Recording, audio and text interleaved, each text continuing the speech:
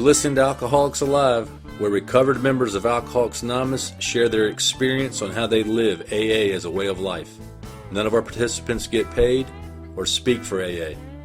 Here are your hosts, Shank and Wayne.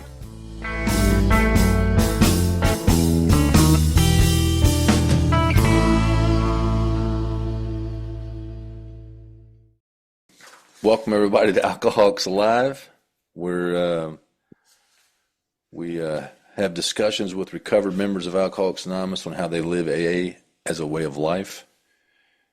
So we just trying to get back to the simple message of Alcoholics Anonymous as is outlined in the big book, Alcoholics Anonymous. A lot of people don't realize that Alcoholics Anonymous is actually a book.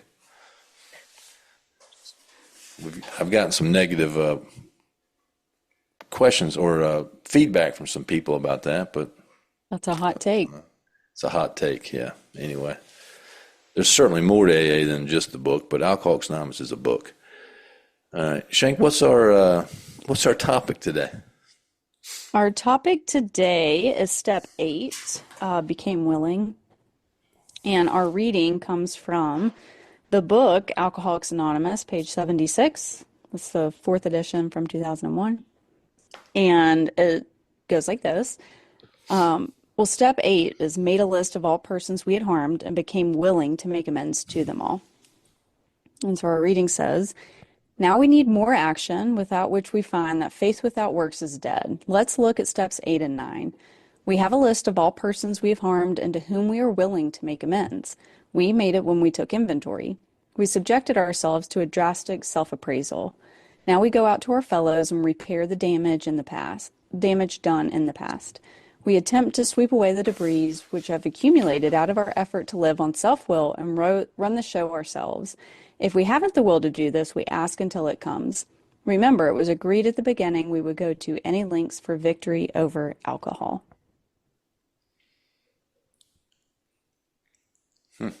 Victory. Pretty good reading. We have a great guest today. Our guest is Ricky. How are you, Ricky? I'm doing well. Thank you guys for having me on the podcast today.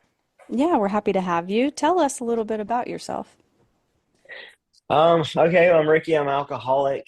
My sobriety date is May the 5th of 2014.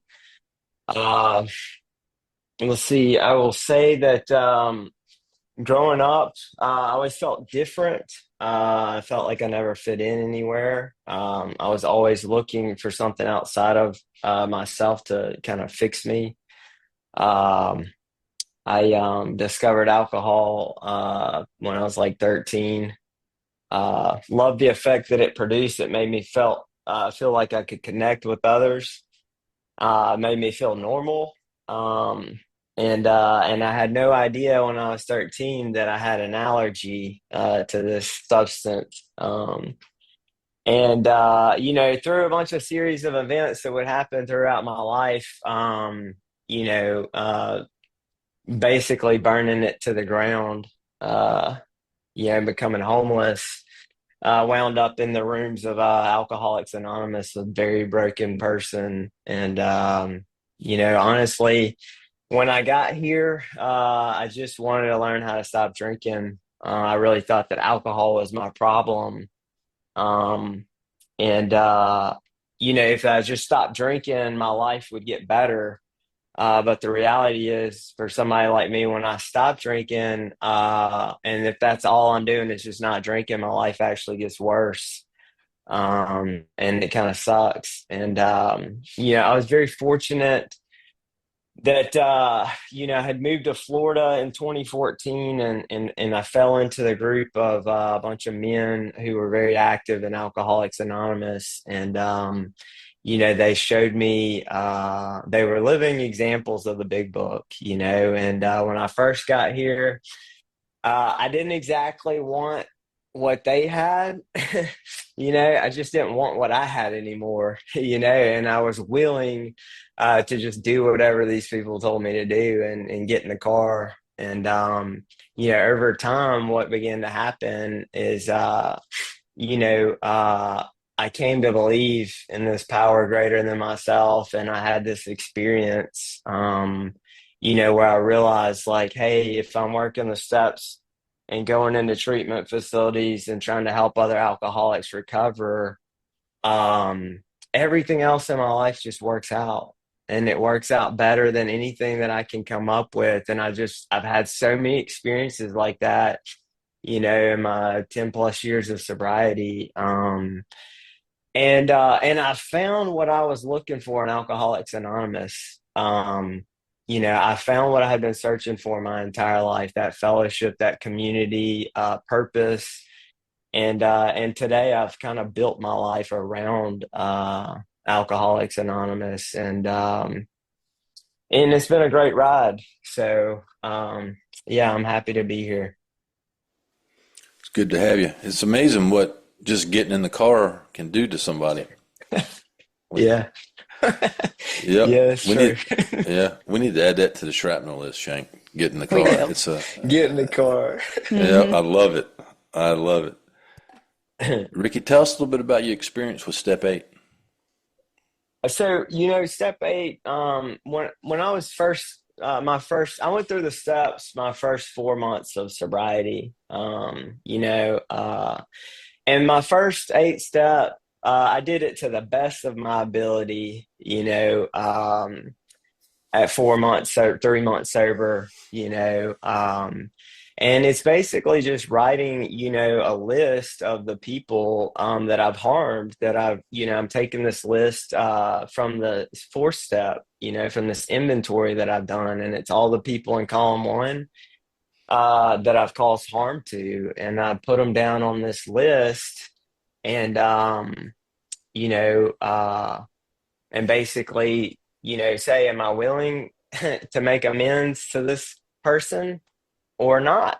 Yes. It was like, yes, like the immediate family, people like that. It's like, yes, yes, yes, yes, and then like former bosses, I don't know. So I'm putting them in the maybe column, and then like the other people uh in the no column, the people that I'm like, I'm never making amends to them. Yeah, I'm putting them in the no column, right? And then my experience was, starting with the people with the yes, and making those amends first. And then once you get the relief and have the experience, not to go into step nine, but it's kind of hard to not talk about step nine when you're talking about step eight, and my experience with it. But as I got relief from, making the amends, I became willing, through prayer, and talking to, my sponsor, people on the maybe list, right? And then knocking out the people on the maybe list, you know, uh, and then praying for the willingness for the people on the no list. And then my experience, as I got relief from the people on the maybe list, I became more willing to do the no list. And then the other thing, my experience was like, as I began to recover and on my sobriety journey, God started placing the people in my life, you know. That's The nose the way it worked is like the nose would just get placed in my Hmm. life. They start showing up, huh? They start showing up. It's weird how that works, it is weird. I had an amends that I was unwilling to make. Well, I would have told you I was willing to make it, but I never made it. And this guy, I mean, I had stolen something from him, and I didn't think he knew about it. And I would make these feeble attempts at like trying to help him or trying to make the amends. I would like ride by his house and like do a drive by to see if anybody was there. This is embarrassing to say. And he would probably be there, but then I'd act like he wasn't there. And then I would ask people about him. Hey, have you seen such and such? Or I'd ask my mom because he would come into the store where she worked. I said, "Have you seen such and such lately?" And yeah, I need to give him a call. And so listen, this went on for 13 years. Mm. And one night I'm at my home group and he walked in and I'm like, "Oh man, there's the sign right there." And it's interesting because I had made some really tough amends, but for some reason I don't know if it was embarrassing or pride. It doesn't matter, but Mm. he asked me to sponsor him, and I'm like, "Oh my goodness!" I still hadn't said anything to him, Mm. and so I agreed to sponsor him, and I finally made. I told him what I had done, and of course, his first response was, "Well, I always thought it was you." And and it's interesting because he actually, when I asked him what I could do to make it right, he had a figure in his mind of what it was, and Oh, he knew. yeah. Yeah. So anyway, it all ended up working out fine, but that I would have told you that I was struggling with the ninth step, but it was really the eighth step. I wasn't. I mean, the Mm. willingness just so I worked at eighth step on that guy for 13 years. Mm. Um, and so dumb. I mean, I could have just if I'd have done it earlier. I mean, years of worrying about it, and it truly was one of those things where like every time I'd be at a meeting on like 8 or 9, and people would talk about it, I would think about it. I'm like, man, I got to get up with this guy. I need to call him, and I would always chicken out. But my experience when I took the steps the first time, I mean, it, it was quick. I mean, I was on the eighth step within a month, and you know, most of the folks that were on my inventory made the eighth step list. Not, I don't think all of them did, but and some of them I had to do it, because I wouldn't have been able to actually function out in society. But I think for me, the willingness to make some of those amends came while I was doing the inventory and when I did the fifth step. And when I actually looked at the stuff that I had done to them, because prior to that, I would have told you they did stuff to me. I didn't do anything to them. And then when I looked at, my part in some of that stuff, the willingness came through prayer and through meditation while I was doing the fourth step. And I think the book probably supports that. Well, both of you all kind of alluded to this, but I'm going to ask the question anyway. So, does everything from your fourth step list in that first column, does every person automatically just move on over to your eighth step list? Ricky? No, I don't think so. And I'll share. I went through the steps again at 5 years. Uh, and but some of the harder amends that I had to make, honestly, were for stuff that I did in sobriety. And so when I went through honestly, one of the hardest amends I ever had to make had to happen when I was like 4 years sober. And that is kind of a similar experience as Jerry. Like it took me a year and a half to gather up the willingness, to make that amends. But I got the most relief ever from that. I became the freest person from that one. And then at 8 years sober, I got a new sponsor, and I went through the steps again, and I had a whole nother experience. And I thought for sure that you know all of these people were going to be like 8 and 9, like we're making amends to these people. And I would run them each by my sponsor. And and he would tell me, like, I don't think you owe an amends for that. Like, that's not something that you really owe an amends for or whatever. and not very many people actually from the third time I went through the steps actually made it to 8 and 9. And that one was more like relationship. There was a lot of relationship inventory in that one. And the men's part's more kind of like living amends kind of stuff. So that was kind of been my experience with it. Yeah, I went from not thinking I owed anybody an amends. Everybody owed me an amends. I went from that to after I did the fourth and the fifth step the first time, in my mind, well, now I owe everybody an amends. Yeah. And that was not, yeah, that wasn't the case. I mean, I think it's important to talk to, to have good sponsorship and to talk to people that have had experience with the amends, but not everyone that was on my inventory I owed amends to. So I don't. The book kind of implies that a little bit that you do, but I don't. That was not my experience. I mean, there were some people that I was resentful at that I had never actually harmed. Now I know there's a. I get us off track here real quick. There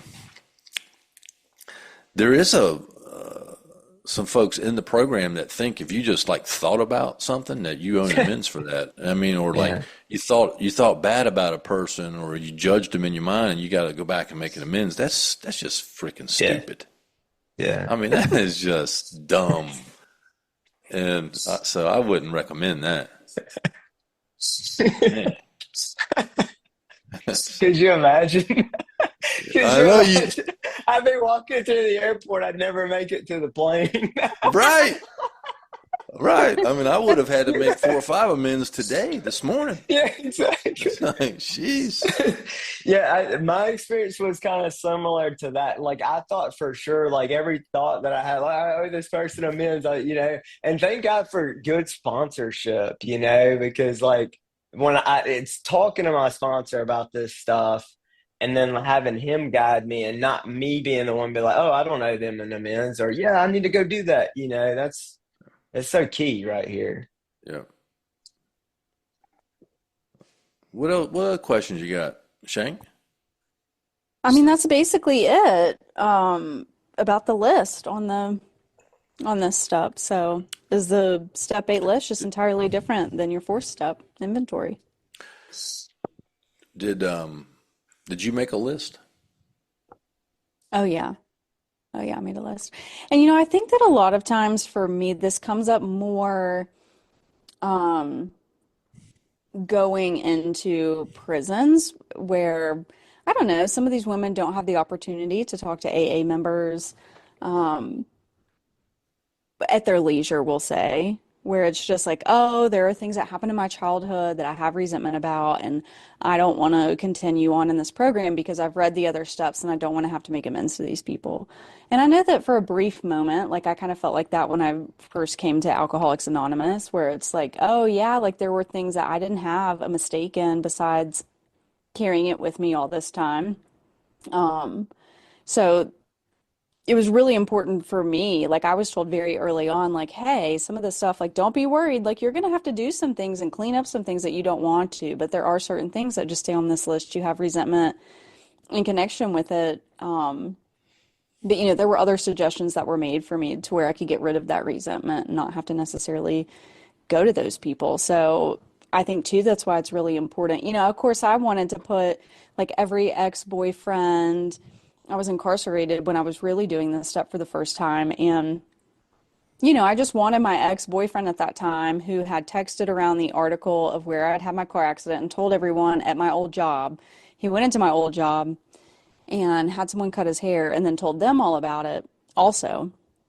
And so I really just wanted to let him know that was going to be fine. Thank you very much. And my life was getting on track and I have God now. Thank you. My life was going to be so much better. And I would have done that 100%. I would have for Yeah. sure like put him on the list to quote, make amends to him, mostly so that hopefully he would go back to all those people that he told and texted the article around to. And then, Tell them that let- you're doing well. Yeah, just like, oh yeah, by the way, all that stuff that I said a few months ago, just totally forget that. Susie's fine. Um, so, it has always been important for me. I don't think I I don't think I ever overcorrected to thinking that I owe everyone an amends. Maybe one day, maybe the next time I go through the steps, I will be there. Um, but I have not to this point overcorrected Well, that's a good thing. to Don't. that. So I don't think anyone would ever accuse me of thinking that I owe everyone an amends for Probably not. any little thing. But which is why it's very important. It's critical for me to have a sponsored and to have people that I see regularly at my home group and otherwise that I do service with who know my life. Like I do not have to be a different person in my family or in AA or, at home. I'm like the same person in all of those areas today. And I'm so thankful for that because I have a lot of people who will be like, hey, that probably wasn't the best. And I can clean it up. Yeah. Now, I have had to add people to the list that I like, especially early on that I had like forgotten about, when when I went through the steps the very first time, as I stayed sober, stuff would come to me. I'm like, oh my goodness, I did this to that guy, or I did this. So, I would talk to somebody, to my sponsor about it, but I have had the experience of having to add people to the list of just stuff I had forgotten about that I remembered after I was sober for a while. Well, and thank God too, I was never made to feel like I wasn't fearless and thorough in any of the previous Yeah. steps because something popped up. Like, I do know people who have felt that way, but no one in Alcoholics Anonymous ever made me feel that way. They were like, okay, we'll like clean it up now. Like let's talk about it and let's figure out how you can go and clean that up. Put them on the list now. It's great. Yeah. Yeah, I've had that a similar experience, taking other people through the steps, and something comes up in their stuff, and I'm like, oh, I did that too, like, Yeah. Yep. Yeah, yeah, yeah. and had to put it on the list and then like go make those amends. And yeah, that's happened for sure. Well, there's another benefit to helping people, right? There you Yeah, go. exactly. Well, that's the thing. I think like Uh, my experience has been like, some of the stuff that doesn't come to you in the first couple years, it's like this grace that God gives you. It's like, so because you can't handle it, Yeah. in the beginning, like he only, and then as you stay sober and you help enough people, like these, you hear these stories or whatever, and it comes up, it comes to surface, and you're like, whoa, like, okay, yeah, or you become more aware, I guess, too. Yep. Yeah. So that guy, it took me 13 years to make an amends to him. I had a very similar experience with my ex-in-laws. It was about 13. I had conversations with him when I first got sober, but as I stayed sober and learned what amends was about, I had another conversation with my sponsor and was kind of instructed that you probably need to go have a more of an honest conversation with them. Hmm. And so it took me another 10 years to get the willingness to go talk to them. And it was the same thing. I would ride by their house and, oh, they're not Are they home. home? And, yeah, they're not home. And what happened, I heard this guy give a talk. This is embarrassing to say all this stuff, but because I think I'm Mr. AA sometimes. Let's hear it. I'm not. I'm obviously not. But I heard this guy give this talk, and he said that he had a similar experience. That he kept telling the sponsor he was willing to do it, but he never did go do it. And the sponsor said, "You know what when you become willing, you know what you're going to hear." And this was just before everybody had cell phones. So he says, "You're going to hear a noise. It's going to sound like this." He says, "That'll be you knocking on their door." And That's it awesome. like when I heard it, it floored me. I'm like, man, he's right. Uh-huh. If that's how you know you're willing when you're knocking on the door and That's so awesome. anyway, that's when I knew I'd worked the eighth step when I knocked on their door and went in and had an honest conversation with them. Don't wait that long. Well, Yeah. I don't go back to the town where I grew up very often. But when I do, it never fails that I will see someone that I Run into just know somebody. I owe. Yeah, that I just know I owe an amends to. And fortunately for me today, I hear stories like that, and I'm like, okay, well, God, I may not be back here for 5 years, and I just can't stand to think about this now for 5 years now that I know. So Mm. hopefully, I just go and do it. Yep. Mm. Yeah, I had one time. I can't remember if it was from my first eighth step or my second eighth step, but it wasn't that I wasn't willing to make the amends. The guy just lived on the West Coast and I lived on the East Coast, and so like I was willing to do it if if he was closer or whatever. I guess I wasn't willing to get on a plane and fly all the way out to the West Coast. And so it just so happened that I got transferred to Houston and and uh and this guy ended up going to like Dallas, moving to Dallas, right? And I had taken the job, but I hadn't quite moved to Houston yet. Um and through a series of events, I ended up getting an overnight in Houston, after this kid had told me that he was going to be in Houston on a trip, and he had reached out to ask me if I was in Houston yet. I'm like, no, I'm going to be there like next week or 2 weeks from now.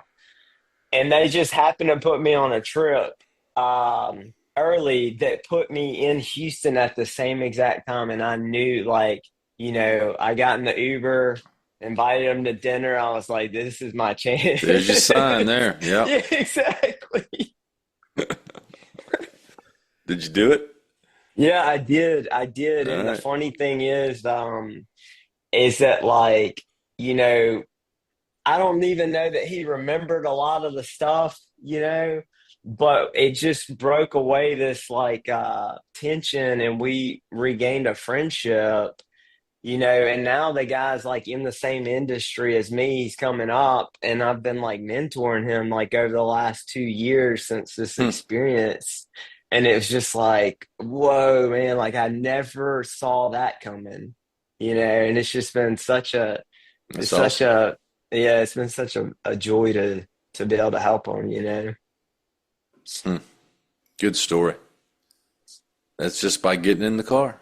That's right. Yeah, just get in the car. Get in the car. Just get in the Oh my car. goodness. Shank, you want to move on to meeting shrapnel?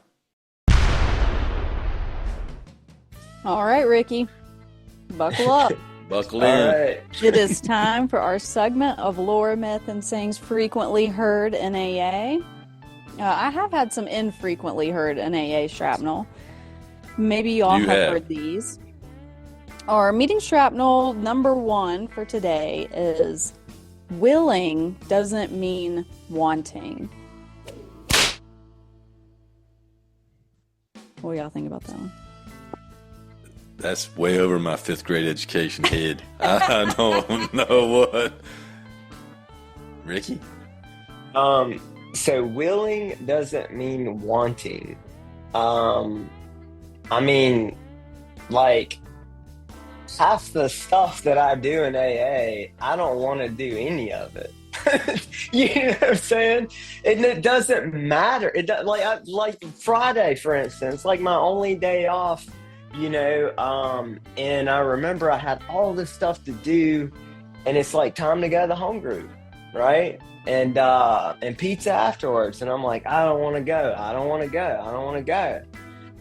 But I got up and I went, and like halfway through the meeting, I'm like around all my friends just having a great time. And I'm like, why did I not want to be here? Like, what's Yeah. wrong with me? Right. So,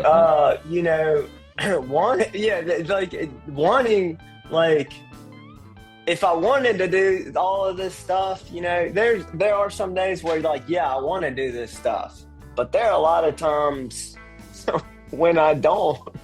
But the result's the same. If you do it, the result's the same. You have the experience that, whether you want to or not. Like, I stay sober and I get better. So I could see where like what's the what are we discarding it or keeping it or how does this work? Hmm. You can keep it or scrap it. And if you Yeah. keep it, you have to start using it in your home group. Willing doesn't need one. Well, I'll keep that one because I use that one all the time. You know what I mean? I use that all the time and I share that all the time. I'm like, listen, there are a lot of times that I want to do this stuff, you know, but there's a lot of times that I don't, but I still get in the car. Like my head's still crazy today, but my feet are trained. You know, my feet are trained to just show up. So, Yeah. What do you think, Jerry? Well, I'm telling you, I don't understand this one. So I just asked Gemini real quick while Ricky was talking. I hit Gemini up on my phone. Listen to this. The phrase, okay. "The spirit is willing, but the flesh is weak," is a common expression that illustrates this distinction. Wow. I'm even more confused now That's than even, I I know, was. that took it 12th grade there for you. The spirit is willing, but the flesh is weak. Praise be. Oh, I don't know about this one, Shank. Where did you get this from? I'm not sure about this one. I I- think I heard it in a meeting. I do Yeah, think that I heard this one. So I guess it means that, you know, you just got to take action regardless of how you feel or regardless of what you're thinking, that we get better by our willingness to do things, and you may not always want to. Well, I can tell you I've done a lot of stuff sober that I didn't want to do. People, it's when they hear us talk in meetings, it sounds like we willingly do all this stuff and we love it and we have a great time, and not always. Not always. Well, I know that to be true because a lot of things that I get myself into, I will also get you and a couple other people into. And you are one of the only people who'll be like, yeah, okay. And we may complain about it later, but we're willing. That's right. Yeah. And then Now, it you're ends up gonna being get- fun. To your you- point, Ricky, it usually ends up being pretty fun. Yeah, Right. all the time, almost all the time. Yeah. Yeah. Here's the funny thing about that, Shank. You're going to really get me off track. So there's people in the AA community that, like, you know, will talk or have opinions on stuff that we do. But yet when they need help, guess who they call? Who did they call? I know. Yeah. Especially a lot of times it'll be like, hey, we had somebody back out of this workshop. Can you be there tomorrow? Can you be there tomorrow morning to do it? Or we don't. This speaker backed out. I'm like, oh, you didn't think about us a month or two ago. So last minute, so they call because they know you're willing. That's right. I guess that's not a bad thing. It's not. It can be frustrating, but it's not It's a aggravating, bad thing. Yeah. Maybe we should start saying no. Maybe. Probably not. Don't say no, Ricky. Do you want to All keep right. it or scrap it, Jerry? I'm scrapping it. Oh, Ricky, you kept it? Yeah, I guess I'm gonna keep it. It's out I of mean, here. I I'm use it. scrapping I it. use I'm it all the scrapping time. You can't use it anymore. It's dead. It's done. out. It's out of here. All right. I'll steal something from somebody else because Okay. There you I go. borrowed all of this stuff from you guys Right. anyways. None of it's my idea. All right. Our next meeting shrapnel, I have another variation of SLIP, SLIP. We've had a few on this podcast. This one is sober living isn't a priority. That's a slip. What do you think about that one, Ricky? Sober living isn't a priority.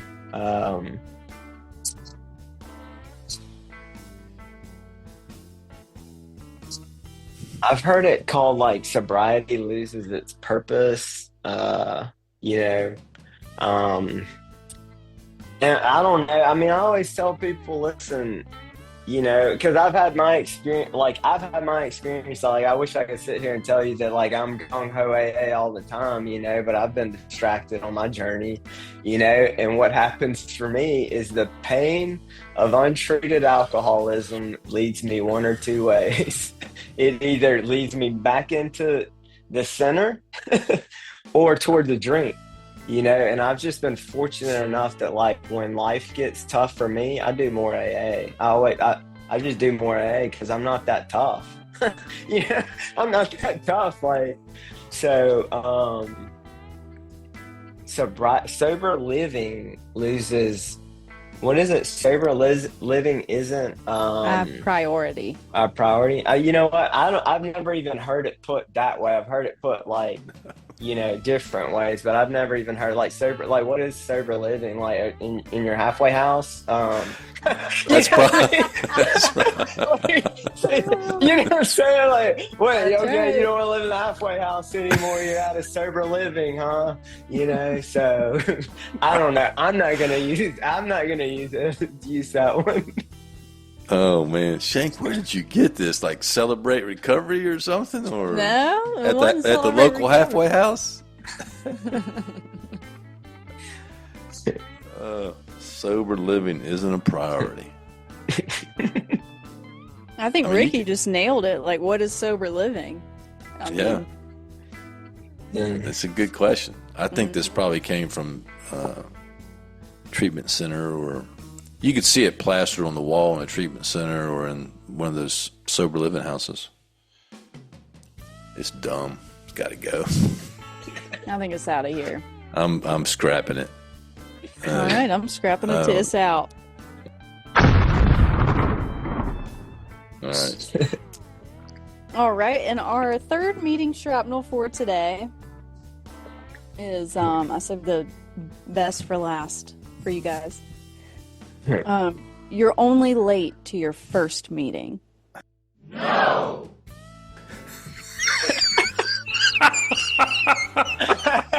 What? What do y'all think about that one? Shank, Oh, what man. in the world? You're digging deep. Mm-hmm. Yeah. I don't know. I guess it depends on who you're saying that to. That is a fact. I guess it depends on, you know, if the guy's got, like, it's his first day, I could see where you could say that, you know what I mean? But from then on, it's like, hey, man, if you're not 15 minutes, if you're not here 15 minutes before, you're late, you What know? are you And, doing?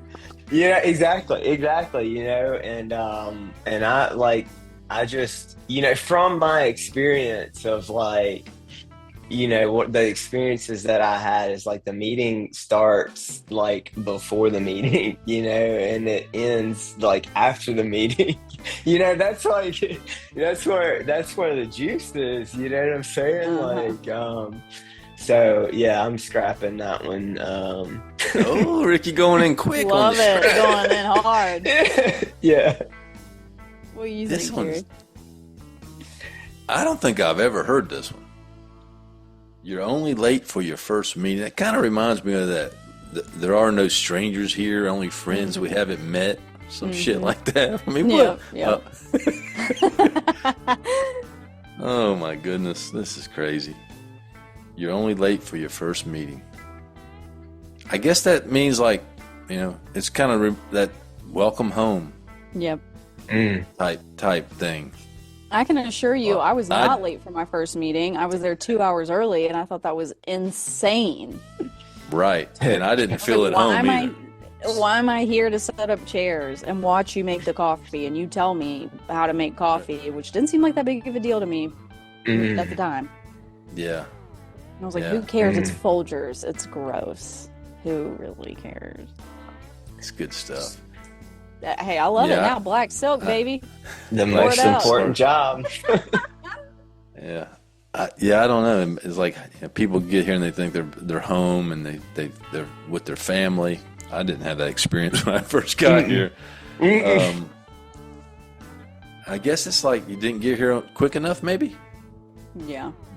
Is that what it means? Like, You're only late for your first meeting. Where did you get this one from, Shane? I'm pretty sure I heard your sponsee say it. You're going to some goofy meetings to get this stuff. And he probably told you that I told him, said it to him, right? And maybe it was your great grand sponsee. I can't recall It where could they have are been. in your family tree. Yep. Gary. Yep. And they're all telling people that I said it. Oh yeah. Yeah, I'm sure. Well, what do you think about it, Shank? Oh, I hate it. Scrap it. It's out of here. I'm with Ricky. Get rid of it. It's out. All right, I'm scrapping it. 3 for 3. They're out of here. Well, we've not kept any this season. Every one of them's been scrapped. Although I'm bringing back "Don't Tease the Disease." Well, if you bring that back, What? Ricky gets to keep willing doesn't mean wanting. Yeah, "Don't Tease the Disease," Don't Ricky. tease You the ever, disease. you ever Oh, heard yeah. that one? No, I've never heard that one. But I like it. Listen, you've But- got permission to start using it for a little bit down there where you're at, and just Okay, see what don't happens. tease See if the it, disease.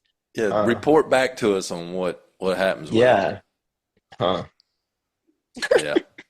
Yeah, I wouldn't. Yeah, that's I a wouldn't. good. I wouldn't Yeah, I've recommend it. never heard that one before. What about "Put the Hearse in Reverse"? Never. What? Jared, you should be the one coming up with it. You should be the one adding these to the. These are What? better. No, all these are ones that Shank introduced to me. Okay, Yeah. all right. Yeah. All right. Give I think- credit where it's due. She came up with "Put the Hearse in Reverse." I think she actually made that one up. Huh. I love it though. That one's All yeah, that one's good. Yeah, Ricky. I wish we, I would have gotten this so I could have like done a little bit more research. Done and some felt more- preparation. Hey, if you Yeah, start exactly. hearing them, email them to us. Okay, I will. Mhm. I definitely will. Yeah. Or if you've got your own that you say, which it's obvious that you do, you should send those to us as well. I got a plan is my favorite one. There you go. I got- That's a good one. I got a plan. Like this is what I'm gonna do. Yeah. Oh my goodness. All right. Well, send us the ones you got, Ricky. We appreciate you coming on Absolutely. Thanks for having me. and sharing your experience on Step 8. It was a great conversation. We appreciate it. If you're out there listening and you don't have an 8-step list, write one and be free. Freedom. Thanks for listening. If you have a comment, suggestion, or just need help, you can email Shank and Wayne at freedom@alcoholicsalive.com. Remember, we're recovered members of Alcoholics Anonymous, but we do not speak for Alcoholics Anonymous, nor do we get paid. Join us next week for another great episode.